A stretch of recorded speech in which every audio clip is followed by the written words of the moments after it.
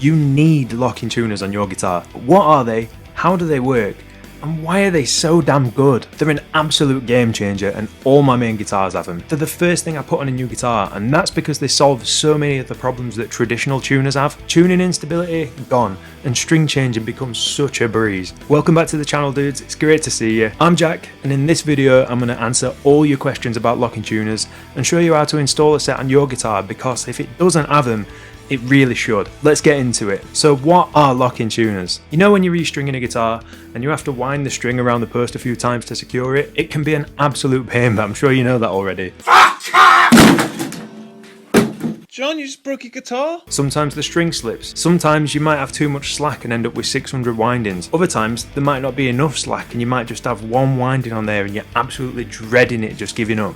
Well, locking tuners completely remove all the hassle from string changes, and that's just the first benefit. There's tons more. Here's how it works. They use a screw mechanism to secure an internal clamp inside the post. That physically pins the string in place, removing any need for windings at all. Most brands of locking tuner use a screwing system on the back of the tuner itself with a little grippy wheel, technical term, and that allows you to easily secure the string in place. Other brands, mainly PRS I think, use a simple screw just in the top of the post to secure the string that way. Either way, if you've seen like a screw clamp, then that's pretty much how it works, just on a smaller scale. So it's simple, right?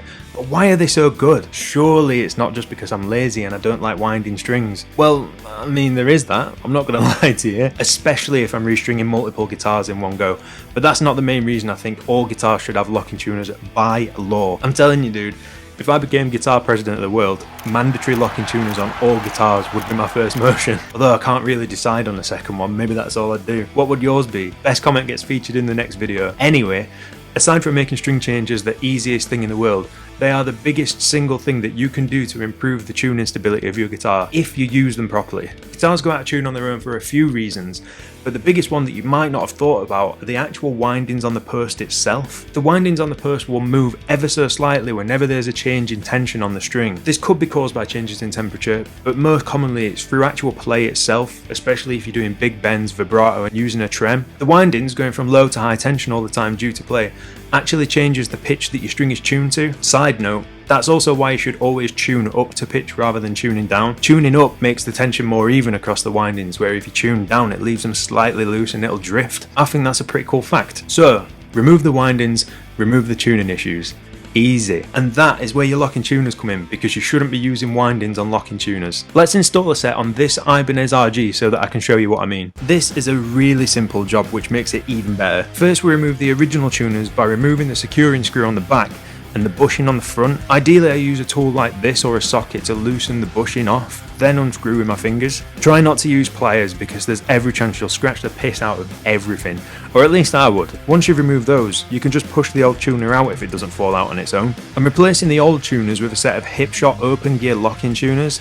These are absolutely great. I had them on another guitar previously and they were awesome. I wanted to test them out on this RG because this might be my next mod project, but there are loads of brands that make great locking tuners at different price points, like Hipshot, Grover, Goto, or even Harley Benton. The Harley Benton ones are 30 quid-ish and really good. I'll leave a link below for you. Obviously not sponsored, but you can't go wrong for that price. Hipshot use their own mounting system to keep the tuner straight so you don't have to drill or screw into the back of the headstock. These particular tuners are also staggered in height, but not all are, so simply make sure that they're in the right order, get them in the headstock, add your bushings and that'll keep them in place. Finally, tighten up the bushing and you're ready to restring. First, I like to line up the tuner holes parallel to the fretboard, then you pull the strings through so it's fairly tight. Lock the string in place with the locking screw, but don't force it, just finger tight is enough.